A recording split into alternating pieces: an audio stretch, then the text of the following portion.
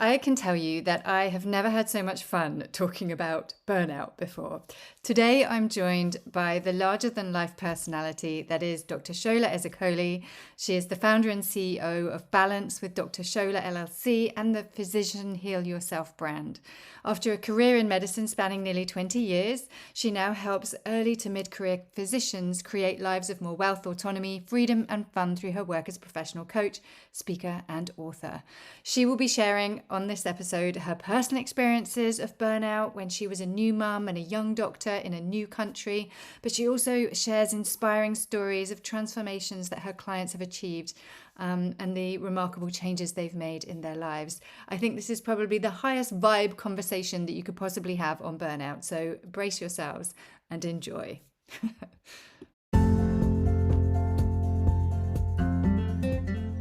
Hey there. Welcome to the Burnout Isn't Necessary podcast, where we delve into the world of stress, burnout, and the science behind it all. Over a decade ago, I faced burnout as a management consultant, experiencing an emptiness that I wouldn't wish on anyone. But here's the truth. My burnout wasn't necessary, and it's not necessary for you either. I'm Hannah Holden, and together with my amazing guests, we share our real-life experiences with stress and burnout. We explore the science behind stress, offering practical tips to help you navigate those challenging moments in life. Our goal? To empower you to prevent burnout from taking over your life.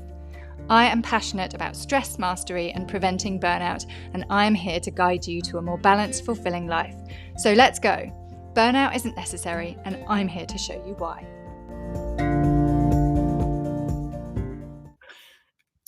Dr. Shola Ezeokoli, I am so glad to have you here on the podcast. Thank you for joining me. Thank you so much for having me today. I'm really happy to be here. So before we get into the depths of what we want to talk about today, I'd be really grateful if you could share a little bit about your background. So you were a doctor. It would be amazing to know, what was it that got you into being a doctor? Why did you want to do that career in the first place? And then you're not now a doctor. So what was it that then prompted you to leave that career and now become a coach? Okay, so I am still a doctor. Like I tell my patients, medicine is what's in my head, not the building. But I do, to sort of keep your fingers. How is it? What this is it? What's the expression for, kind of keeping ourselves in the game or whatever.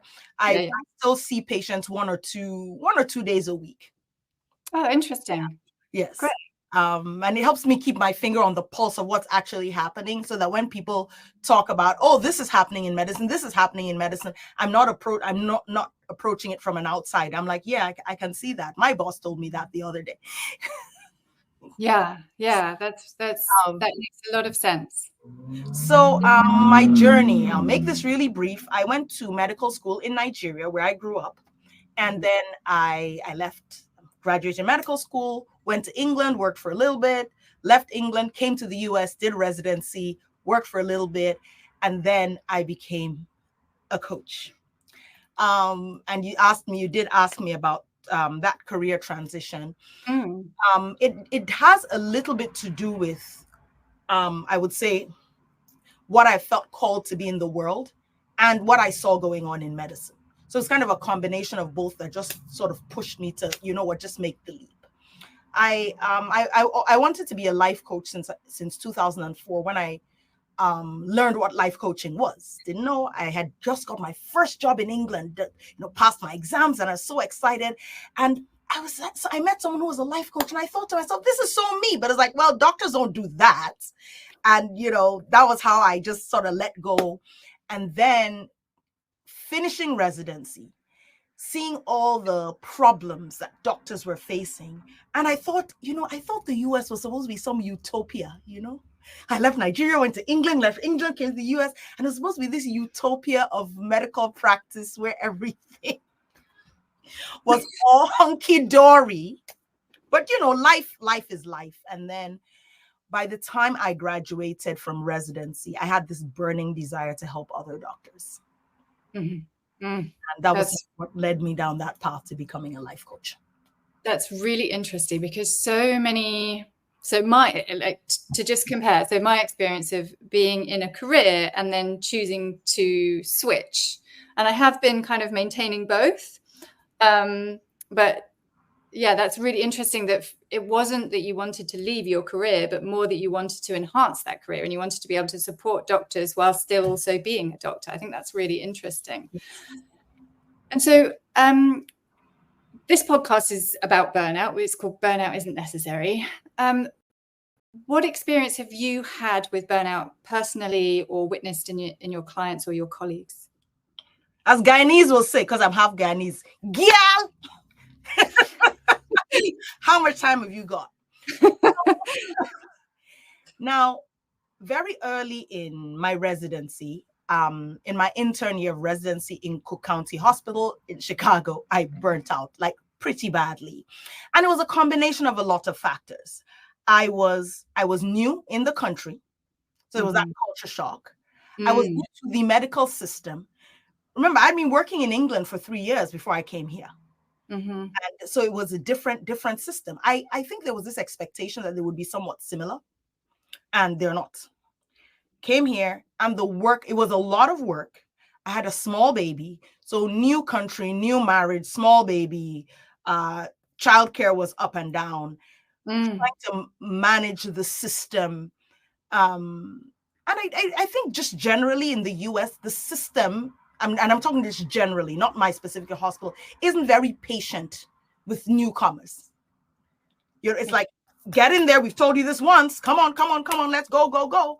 And that's probably just because of the pressures. Cook County Hospital is a very, very busy hospital. It's one of the busiest in the US. We take care of people from pretty much all over the world, take care of uninsured people. So there's always a lot of patients. So somewhere in all that, trying to handle all of this, I burnt out. And the funny thing is that I knew it was burnout now. I didn't know what it was then. This was 2007. Nobody was using these words. Nobody was saying burnout, using words like burnout. Nobody put a name to it. I thought I thought I was depressed because actually they did come a point where I was possibly suicidal. But I just didn't know. It's like, if this is life, I don't want it. I reached that point. And thankfully, having a baby, I was like, ooh, if anything happens to me, she's not even going to remember me. So that sort of kept me going every day. And I don't know if you know this, but in medicine, there's a stigma of mental illness among doctors where you have to disclose if you've ever had any sort of treatment for mental illness and things like that. And it can actually prevent you from getting a job. They're working to change all that now. But then it was like, you didn't talk about that sort of stuff. Right. This is funny, but not funny. I remember sitting in like a call room with a bunch of, we were interns in our first year. We would do these PHQ-9s. This is the depression screening tool. It's a tool for depression screening that doctors issue called the PHQ-9. You can find it online. And we would sit down, do these PHQ-9s. We would all screen as severely depressed, and then we would laugh. I'm like, these patients are going to see themselves. Let's go.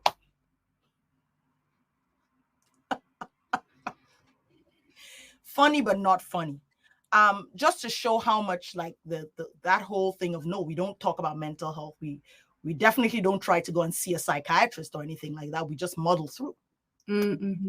Yeah. And especially if that's a red flag on your CV or your bio against you, that means that it could be career limiting. Yeah, precisely. And in your first year, your very first year in your residency, that is something that you don't even want to sort of like, it's like you're chopping your own legs off. So, But what happened after I reached my breaking point? I think I just walked in one day and I said to my husband, and he was in the same residency, he was the second year. I said, I'm not going back there anymore. He was like, what? And his mother was here. She was like, what? I said, I'm not going back there. I am not going back. I picked up the phone. I called my pastor because I go to church. I said, I'm not going back there. Tell my husband to get off my back. I'm not going back there. So everybody was kind of like, what's going on? Somehow, so my pastor's wife managed to talk me into going back the next day. because the implication of me leaving that program, my visa was tied to that job. I would have probably had to leave the country or get a non-work visa or something. So it was the stakes were high. Stakes were very high, and I just hit rock bottom. But, the biggest thing that helped me, I'm going to say two big things that helped me, and I will say this till the cows come home. Number one, support. My program director, I think one day I think I came back to work and I was like, okay, I'm going to go and tell the program director, I'm done with this place. We're done. We're not coming back anymore. So here I am marching off, and one of the consultants, we call them attending, saw me and said like, hey, you look kind of sad. What's the matter? And I'm like, I am going to the doctor office. I'm not doing this program anymore. And this woman dragged me into the room and she talked to me and she kept on. She said, it's okay. Everything is going to be fine. This is just temporary. This woman probably talked to me for over an hour. Honestly, I credit my career to her, because if not for the fact that I met her, I would have probably been just like, this is it. And she had the patience to sit with me and talk me through every single thing I was going through. She was an immigrant herself. When she came, she had a small child. I was like, I cut my finger and blah, blah, blah. She was like, look, I did something a few years ago and I cut my finger too. So it was almost like she had this similar experience, and I calmed down. I listened to her. The problems didn't immediately go away, but I think somebody told my program director, and she was so supportive. She talked to me. Every now and again, I would meet the other doctors and they would come, hey, how are you doing? Is everything okay? Call me if you need to talk. I was like, who's talking about me here? And this was their way of just encouraging me and just sort of pushing me forward. So that's the first thing. I did get support. You can't do this on your own. The second thing I did was I went back to my hobbies, which I had dropped in the shuffle for survival. And I started writing again. I love to write. I write all the time. Like I'll wake up, I'm like, I write, and I write all the time. And I've since then written 8 books. So wow. And when you were writing, so you were saying that you went back to your hobby, but that your hobby was writing. That's really interesting. And did you write about your experiences? So did you write in a kind of diary journaling kind of way about what was good? Did you use it as an outlet to process what was going on for you? Actually, no. I just wrote about what I felt I knew. So I wrote the first book I wrote, like I said, I go to church. So I wrote about what I felt I knew, which was about God and faith and stuff like that. And then I think I wrote poems. Eventually I wrote a children's book. I wrote a couple of books on marriage, and then I wrote these 2. After that first book, I just kept writing and writing and writing. So no, it wasn't like journaling to process. It was just, this is my outlet. This is the thing that I'm doing that's taking me away from medicine momentarily. And there is a saying in medicine, the young doctor should look about early for an avocation that takes him away from patients, pills, and potions.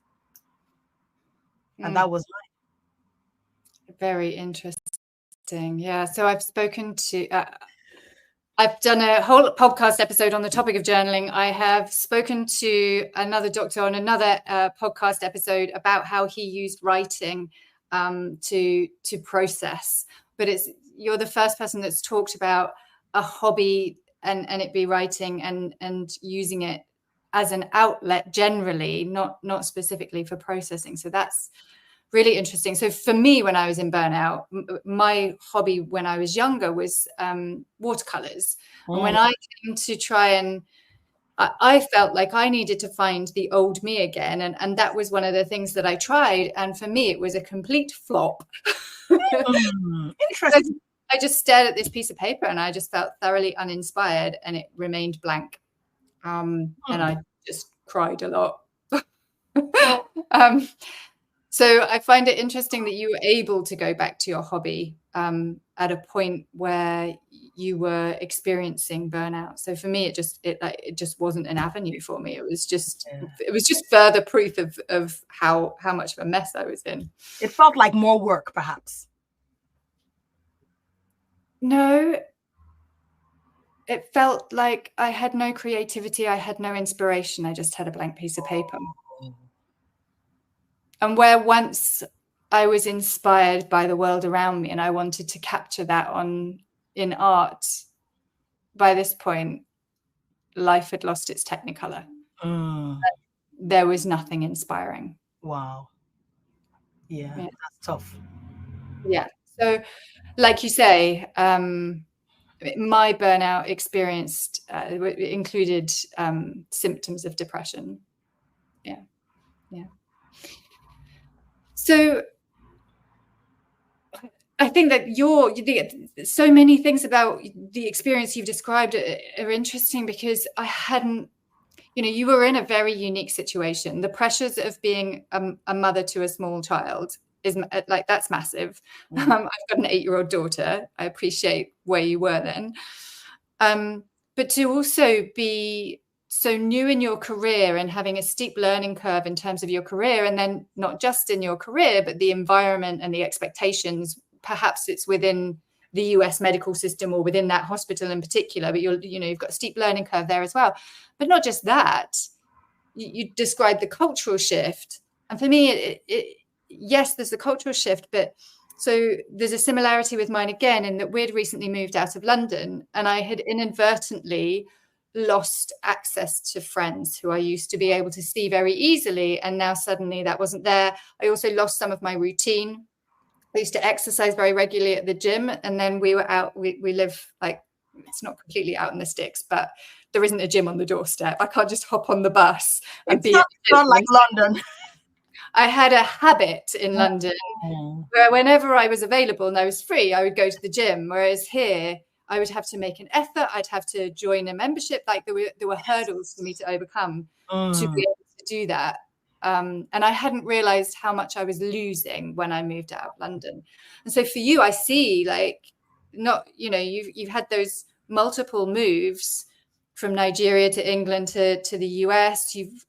You've removed yourself from that the cultural situation that you're used to, but also those friends. No doubt you made friends in the UK, and then you'd moved away from those. Like, you've kind of described in your personal life the perfect setup of, just too much. Yes, too much. Everything was just too much, and everybody was annoying me, except my baby. The sun rises and sets on her still. How old is she? She is 17 and I'm not ready. She's going to be 18 soon. Oh, wow. So let's move on from daughters and back to doctors. Another topic, right? Yeah, that is a whole other topic. Right. So what do you think is driving burnout in doctors? So you've described a very unique situation where, you'd lined up all the dominoes for it to be a challenge. Literally. But, it's not just specific to doctors who've come from other cultures or doctors who've moved hospitals. It's prevalent across the board, right? So what else is driving burnout in doctors? So big thing, some specialties have more burnout than others. I think the surgical specialties are higher. And the one with the lowest rate of burnout, I recently found out, is occupational medicine. So specialty is a big thing. Mm-hmm. But apart from specialty, there's, and actually, while I was sort of gearing up to become, I would say, the burnout coach for doctors, I had to do a lot of studying, a lot of reading. Interestingly enough, I actually my burnout, the work, some stuff I did for burnout was actually approved by the Illinois Supreme Court on professionalism for teaching people on mental health. But so the big things that drive burnout are, they say it's goes between personal factors and organizational factors. Mm-hmm. But I think that in the US, the focus is on the personal rather than the organizational, because that's a conversation nobody wants to have. Mm-hmm. When they tell you that you are seeing too few patients, but you have a panel of 2,000 patients. It's like, how am I seeing too few if my panel is 2,000 and I'm here from sun up to sundown? How? Mm-hmm. They give you 15 minutes to see very complex medical patients. And I did, after I graduated from residency, I did go into primary care, and some of the patients we have are very, very complex. Some of them, I would look at them, I'm like, shouldn't you be in a hospital? But you're managing these as outpatients, and you can't take 15 minutes to manage these. So workloads are very, very high. And then there's this loss of autonomy. That's, I think that's actually getting worse. Before you could, like, even in my practice, I could manage my schedule to a certain degree. Like, okay, you know what? I know that patient is coming. Give them 30 minutes because I know they're going to be a long time. Or they speak Spanish. I'm going to need to translate. Give them 30 minutes. Now you don't even have control over that anymore if you're an employed physician. Mm-hmm. You have no control over your schedule. You come in the morning, you're double booked. So you're already starting the day behind the 8 ball. Then there's a lot of administrative paperwork that doctors are expected to pretty much do for free because they pay you. Basically, you're paid on the patients you see. But all the rest of the work, the electronic health records are more for insurance billing purposes and that sort of thing. So they end up being really clunky. So they say that on average, the average physician in the US today, because of electronic health records, has an extra 2 to 3 hours of paperwork per day. So where do you put those 2 to 3 hours every day? I would have doctor clients who would tell me, look, I'm up all night charting. I'm like, that's not good. We need to stop that. So there's the organizational factors are big. The personal factors too, especially among female physicians. Female physicians are still coming home to do what we call the second shift. You come home, you pick up children from daycare, you come home, you're making dinner and all of that. And one of the things I tell my clients when I work with them is, look, I use this phrase specifically, send your money on errands. Hire a babysitter for those weird home rush hour times. And it's amazing how people have never even thought of it. You go to work, you operate on patients all day, and you come home and clean toilets. You have enough money to hire somebody to clean. I actually use this phrase, don't die death by 1,000 toilet brushes. Yeah. So what you're describing there, like to me, and no doubt to many listeners, seems really obvious that if we're talking about a doctor and they're working full time or near full time, then of course they've got the funds to be able to get help in those areas that you've described.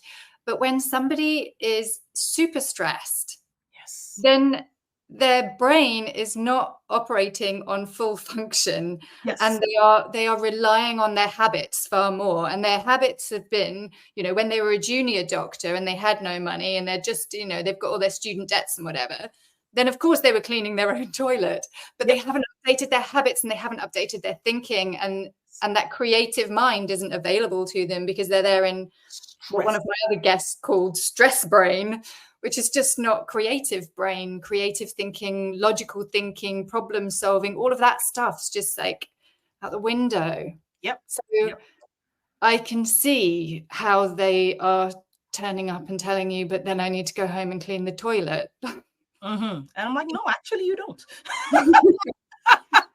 Yeah, right. So it's very interesting. So, and that's why I love working with people one-on-one. And I tell them this. I say, as long as you're working with me, I'm your second brain. So I'll help you problem solve. I'll help you, see solutions where you can't see them. So I guess it's probably not, I'm sure my coaching teacher will probably be like, that's not coaching, that's counseling. It's like, yeah, sometimes people need that because you're asking them these powerful questions, but like you said, it's stress brain. They want someone to be like, look, tell me what to do. I'm like, yeah, sure, I'll do that. I think when it comes to the toilet, you're more than within your rights to tell them what to do. Yes. Maybe some of the bigger decisions they might need to make themselves. So what are the specific things that doctors should look out for in themselves or in their colleagues because I've talked on other episodes about what my personal burnout looked like, and so have other guests of mine. And I've also talked about kind of generally what burnout looks like and what the process to burnout looks like. But are there things that doctors should be looking out for in themselves? And they've already got the heads up on childcare solutions and toilet solutions. Cleaning. Yeah, I mean, I would say burnout can mask as depression or anxiety and actually coexist with them. So they can all be there playing in the same space in your brain, giving you all this stress. So you start to, if there are symptoms of depression, it could be burnout. It could be depression, but it could be burnouts. Physical illnesses, mystery aches and pains. This hurts, that hurts, the other hurts. And, doctors, there's two kinds of doctors. Those that will, drag a gangrenous leg and keep working, and those that will take to bed for a cold. Most people fall on this side. Yeah, but sure. But we're not good at paying attention to our symptoms because we relate to our patients and we go, oh, it's not as serious as Mr. Blah, blah, blah's foot that nearly fell off, so it can't be that bad.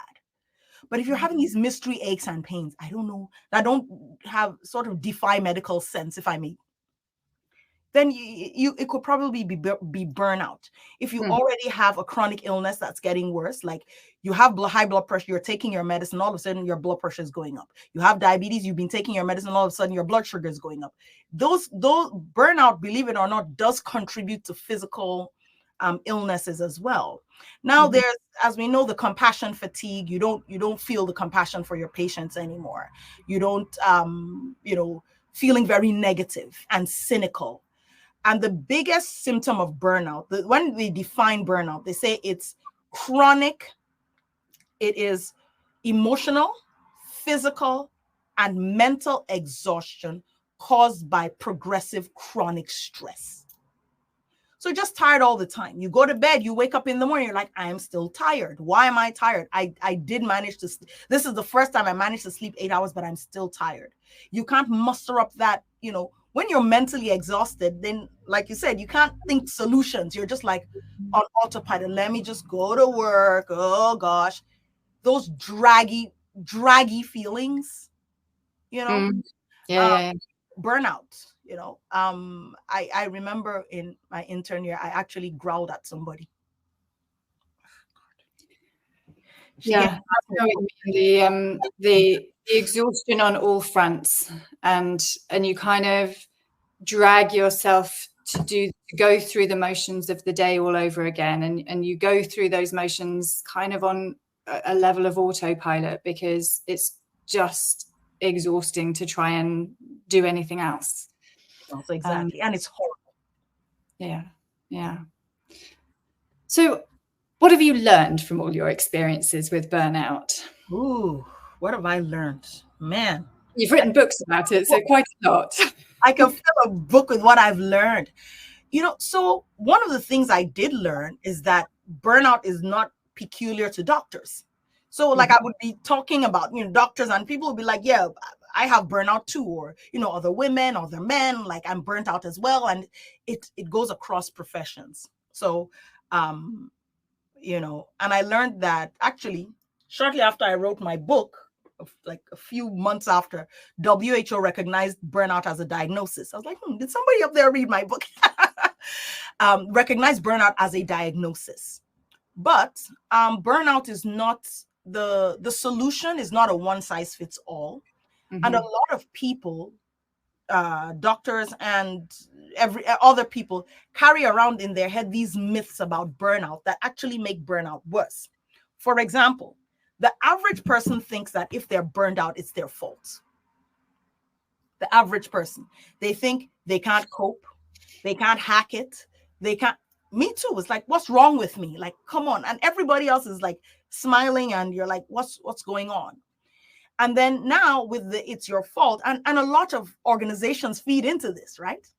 They do, because it's, they don't want to take a mirror and look at themselves. So they'll tell you, like, there are these physician trainings a lot of time that they say, oh, you need more resilience training.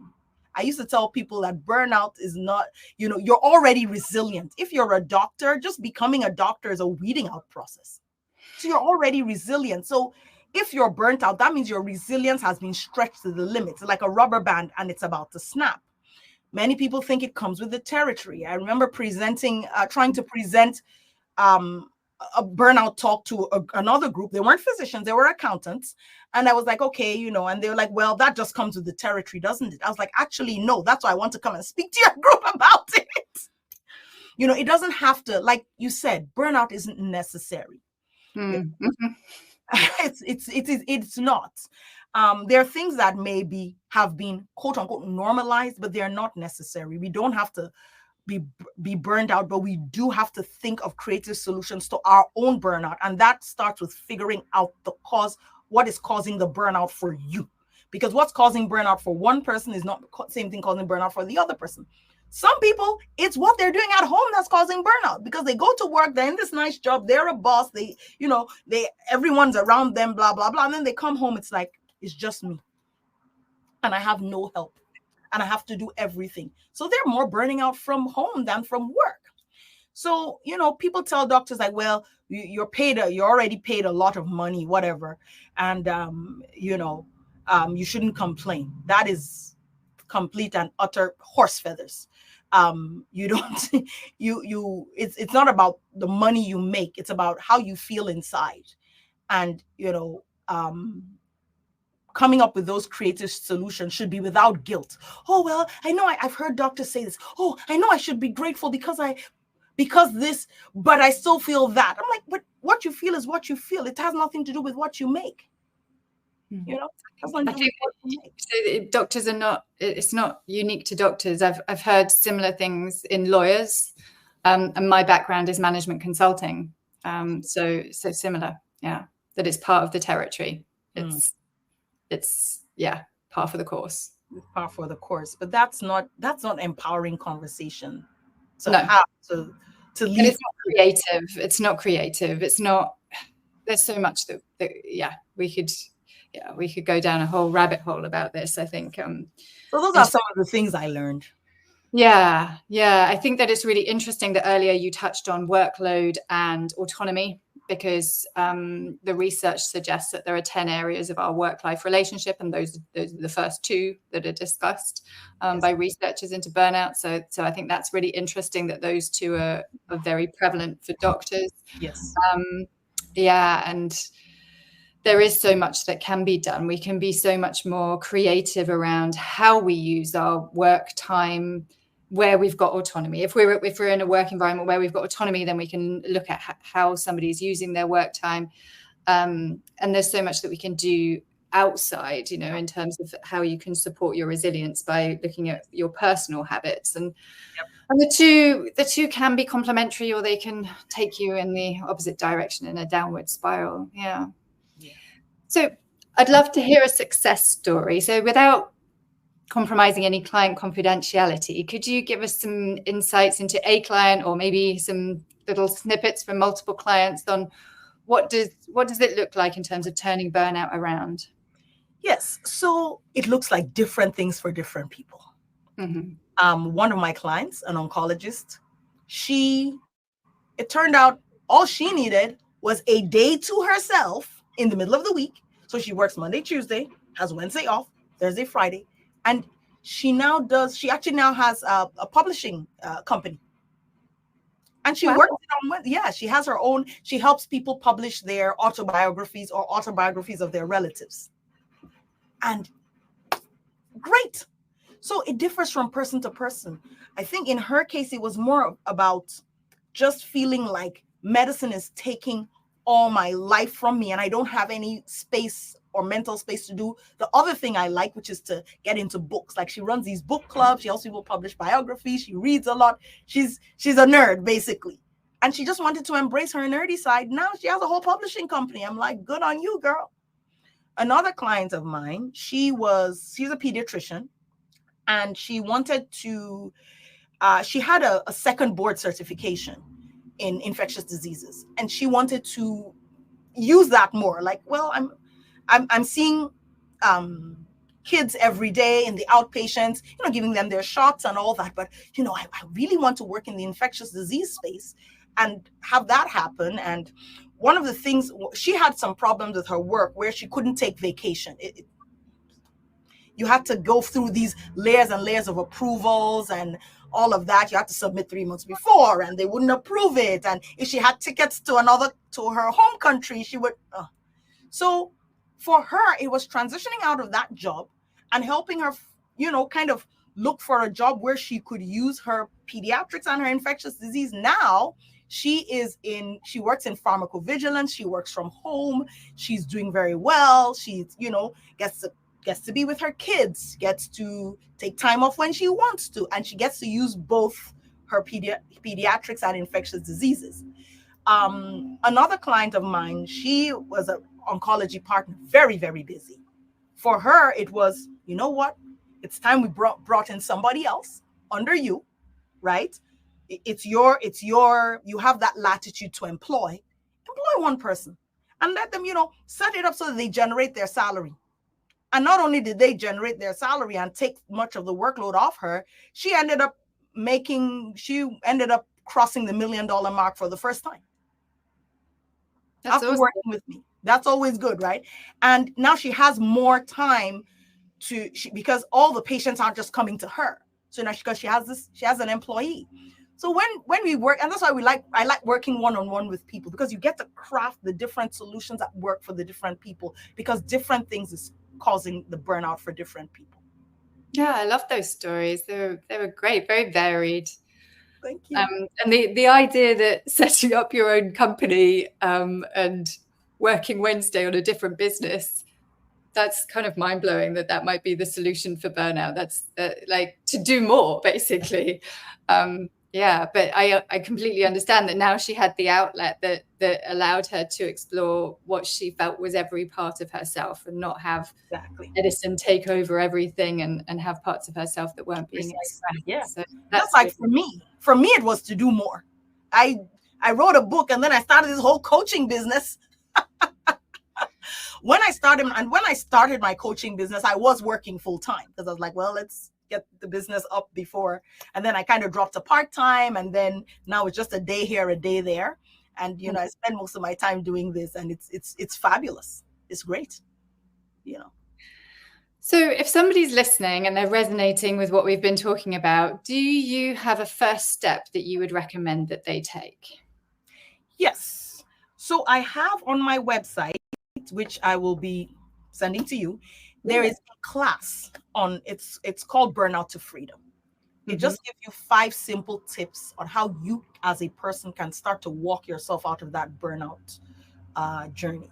I actually start with tackling, it's geared towards doctors, but it can work for anybody because, at the end of the day, we all want the same things. And burnout is burnout, may look different for different people and different professions, but I go through talking about the myths that keep people stuck in burnout, talk about how you can empower yourself, talk about living in your passions, and talk about having these difficult conversations with your employers, with your bosses, whoever, because those conversations have to be had, Like one of my clients, she had to sit down and have a conversation about taking Wednesday off. They were resistant at first, but it's like, you know what? There's a way to go about this. Let's talk about it. You can show how you will continue to generate income and stuff like that. And you can just use your Wednesday for whatever it is you want to do. And just kind of going through those negotiations, and it worked. It worked, because at the end of the day, also remember, I always tell people this, there is another job. Jobs haven't finished in the world. Yes. There's another job. There's another gig. There's a business you can start. There's something you can do. Many people stay in places where they're stuck. They're terribly unhappy. And I'm like, honey, sometimes you do need to leave. For me, I think that if you have to take antidepressants, anti-anxiety pills in order to face work, you need a different job. And instead of And I'm not saying there's anything wrong with you should take your antidepressants if you're depressed. Absolutely. But start to think, if this job is causing me this much distress, I need another one. And sometimes it's to start plotting your exit strategy. Because when you go to the next job, it's very likely that it's going to be better than the last one. Why? Because you've learned things. You've learned more of what you don't want. You've learned more of what you don't like. And if you see a worse job coming, you're like, no, I'll just stay here until I find something better. So you can only get better and better and better. And to those of us who are still in, I'm going to call it Gen X mentality, where, I have to stay in one job till the end of my days. No, ain't nobody doing that no more. So just going back to your comment about antidepressants and anti-anxiety, I'm really interested in your thoughts since you are a medical doctor. Yes. It sounds like you're saying, and do correct me if I'm wrong, that those are essential to help you through a period of time in your life. And so if you are at that place and you've been prescribed, then, don't just suddenly do anything drastic. No. But the long-term solution is to be drug-free when it comes to antidepressants and anti-anxiety drugs anyway, to be drug-free and find a work-life solution, whatever that might look like, second job, new job, whatever that might look like for you, that is the long-term solution that creates an environment in which you can thrive, and that's actually the ultimate solution that we're looking for. Yes, where possible. Now, we all know that sometimes depression isn't caused by your job. It's a disease that people have, like chemical imbalance, whatever. But if someone is telling me that before I started this job, I was fine, I wasn't depressed, I was okay, and now I'm working in this job, and in order to be able to cope with this job, with how it makes me feel, etc., I'm taking medication. I'm like, you know what? Take your medicine, but leave the job and see if maybe you won't even need the medicine anymore. Yeah, great. Love that. That was really clear. Thank you. So before we wrap up, my message to the world that I'm shouting from the rooftops is that burnout is not necessary, and you've already picked up on that. Yes. What's your big message for the world? My big message for the world is, and it applies to doctors, but it applies to everybody. Saving the lives of others should not cost you your own. Helping others should not cost you your sanity, your well-being, your own life. So whether you're a doctor or not a doctor, okay, I'm trying to do this job, I'm trying to help people, I'm trying to do this. When it's costing you your life, it's not. We need to find something else for you. I think that's beautiful. Thank you. We'll end there. I don't think I've ever had so much fun talking about burnout. Pleasure. Thank you very much. Lovely to talk to you. Thank you. If you'd like to find out more about Dr. Shola's work or get in contact with her, then you can check out her website at www.sholaezeokoli.com. And I'll spell that for you, www.shola, Shola, Ezeokoli, EZEOKOLI.com. Thanks for listening.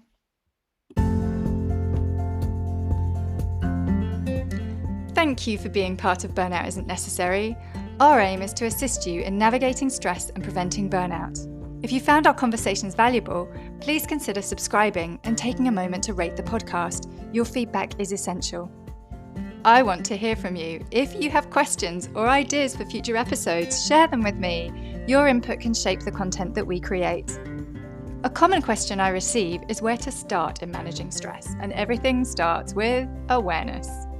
Stress impacts each of us in a unique way, and some stress symptoms can seem a little random, so I've created a checklist of symptoms to help you better understand how stress shows up for you.